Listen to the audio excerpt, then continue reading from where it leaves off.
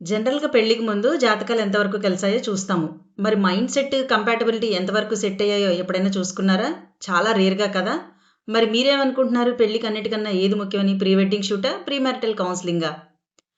Pre wedding shoot అంటే ఇప్పుడది చాలా మస్ట్ అయిపోయింది. Beautiful locations, beautiful memories, beautiful photos.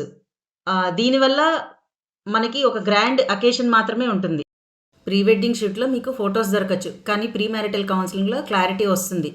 Foundation of a marriage అనమాట. వాళ్ళిద్దరికీ ఎమోషనల్ ఎక్స్‌పెక్టేషన్స్, కమ్యూనికేషన్ డిఫరెన్సెస్, వాళ్ళ పాస్ట్ బ్యాగేజ్, ఫ్యూచర్ గోల్స్ ఇవన్నీ కూడా డిస్కస్ చేయడం జరుగుతుంది. ఫౌండేషన్ బావుంటేనే కదా ఫ్యూచర్ బావుండేది. మీ ఇద్దరి మధ్యలో ఉన్న కంపాటబిలిటీని చెక్ చేసి మీరు ఎలా అడ్జస్ట్ అవుతే మీ ఫ్యూచర్ బావుంటుందో చెప్పేదే ప్రీ మ్యారిటల్ కౌన్సెలింగ్.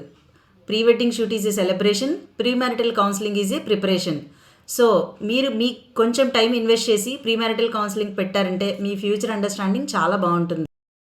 మెమరీస్ ఇంపార్టెంటే కానీ మీ ఇద్దరి మధ్య అండర్స్టాండింగ్ ఇంకా important. Choose wisely which is more important.